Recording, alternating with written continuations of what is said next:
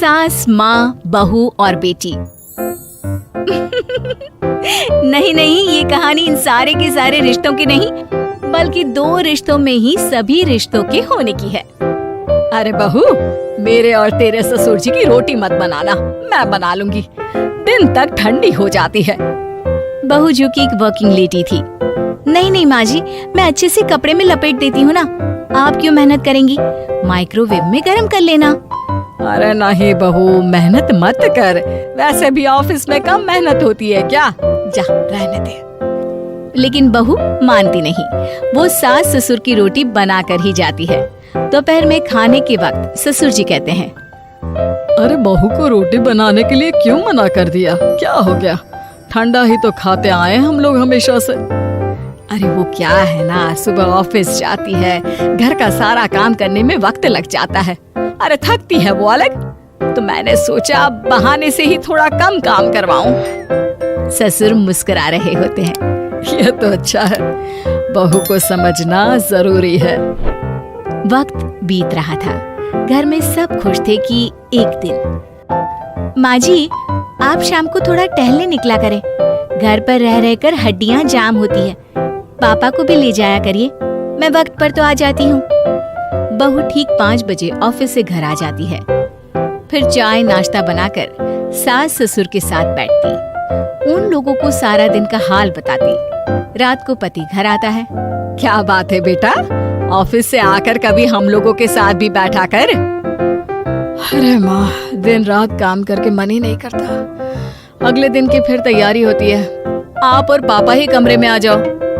इससे अच्छी तो बहू है, कितना भी थकी रहे, घर आकर हम लोगों के लिए चाय नाश्ता बनाना, फिर बातें करना, बहू ना होती तो हम बुढ़ा बुढ़िया तो बैठे ही रह जाते। सास और ससुर अब बहू के कहने पर शाम की सैर पर निकलने लगते हैं। सास की कई सहेलियां बनती है तो ससुर को भी कुछ बुजुर्ग लोगों का ग्रुप मिल जाता है।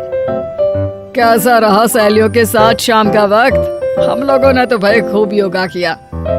अरे हम लोगों को गप्पों से फुर्सत ही नहीं होती। वैसे मिसेस मल्होत्रा आज बहू के बारे में कुछ बोल रही थी। तभी वहाँ ऑफिस से बहू आ जाती है जो जींस और टॉप में होती है। क्या बात है माँ, क्या कह रही थी आपकी सहेली आपकी बहू के लिए? सास इस बार बहू को कुछ अलग तरीके से देखती है और उल्टा सवाल ही दाग देती है। क्या कह रही थी वो हटा, ये बता तेरे ऑफिस में तो मर्द भी काम करते होंगे ना? बहू जो अब तक मजाक कर रही थी वो सीरियस हो जाती है। मर्द होंगे नहीं माँ जी, मर्द ही ज्यादा है, हम 5 ही लड़कियां हैं ऑफिस में। अरे तो अच्छा लगता है क्या ऐसे कपड़े पहनती हो?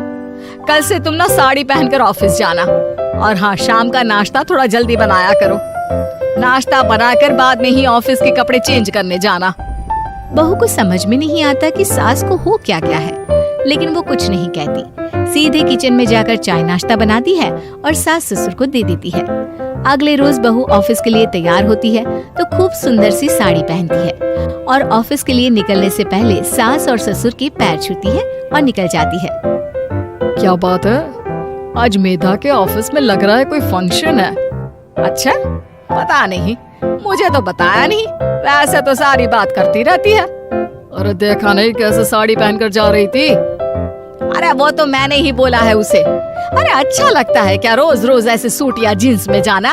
बहू हो, बहू बनकर रहो, और आप भी ना मेधा मेधा मत किया करिए, बहू बोला करिए, सर पर चढ़ जाएगी तो दिक्कत हो जाएगी। सास अब बहू को बहू जैसा रखने लगती है, हर बात पर रोका टोकी, हर बात पर ताने। क्या बात है, आजकल लेट आ रही है ऑफिस से? अरे चाय के लिए भी देर हो जाती है, हम लोग फिर पार्क में भी देर से पहुंचते हैं। सभी की बहुएं वक्त से चाय नाश्ता करा देती है अपने सास ससुर को, बस एक तू ही है जो उस वक्त ऑफिस से निकलती है। माँ जी, वो एक रास्ता पुलिस वालों ने न जाने क्यों बंद कर रखा है, जिसके कारण ट्रैफिक ज्यादा हो जाता है। मैं कोशिश करूंगी कल वक्त से पहले निकल जाऊं। ससुर देख रहे होते हैं कि बहू अब परेशान सी रहने लगी है। एक रोज, मेधा, बेटी मेधा। जी पिताजी। बेटा देख जरा कौन सी टी शर्ट अच्छी लग रही है। वो क्या है ना, शाम को सब बदल बदल कर टी शर्ट पहनते हैं, मैं भी सोच रहा हूँ कि आज कुछ अच्छा सा पहन कर जाऊं। हाँ पिताजी, ये सही है।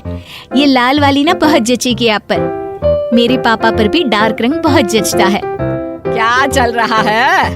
अरे ससुर के सामने घूंघट तो छोड़ो, ऊपर से रंग बताया जा रहा है टी शर्ट का। अरे बहू, कोई संस्कार दिए नहीं है क्या तेरी माँ ने? बहू इस बार बहुत निराश हो जाती है। वो वहाँ से तुरंत अपने कमरे में चली जाती है। अब बहू घर का सारा काम करती, ऑफिस जाती, लेकिन साड़ी और सर पर पल्ला लेकर। एक बार पड़ोसन उनके घर आती है। वाह सुमित्रा बहन, बहू का तो रूप ही बदल दिया। ठीक किया, बहू बहू जैसी ही अच्छी लगती है। अच्छा चलती हूँ मैं। पड़ोसन के जाने के बाद सास बड़ी अकड़ के साथ कहती है, देखा मेरा कमाल, कैसे मैंने मेधा बहू को कंट्रोल में कर लिया। अब बारी ससुर के बोलने की थी। हाँ सुमित्रा, बिल्कुल, ये काम तो किया है तुमने, लेकिन कभी सोचा क्या खो दिया? क्या खो दिया? मैंने तो कुछ नहीं खोया जी। खोया है। पहले बहू जब ऑफिस जाती तुम्हारे पैर छूकर तुम्हें गले लगाती, लेकिन अब सिर्फ पैर छूती है। हाँ जी, ये बात तो आप ठीक बोल रहे हैं।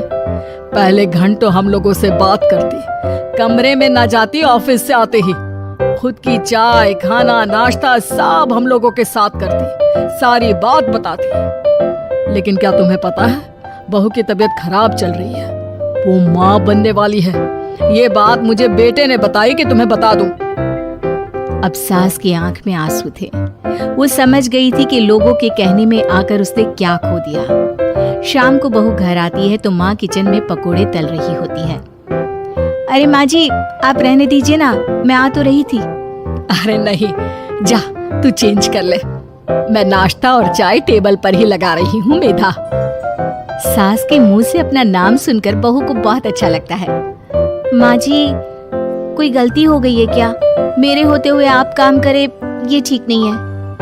संस्कारी और समझदार बहू सास को माँ समझती है, लेकिन सास की बेवकूफी उसे सास ही बनाकर रखती है। बहू, मुझे भी थोड़े संस्कार और समझदार बनने का मौका दे, जिससे मैं भी बहू नहीं बेटी को देखूं तुझ में। और हाँ, मेरा होने वाला पोता क्या कहेगा कि दादी ने तो मेरी माँ को बहुत परेशान किया। बहू सास को गले लगा लेती है।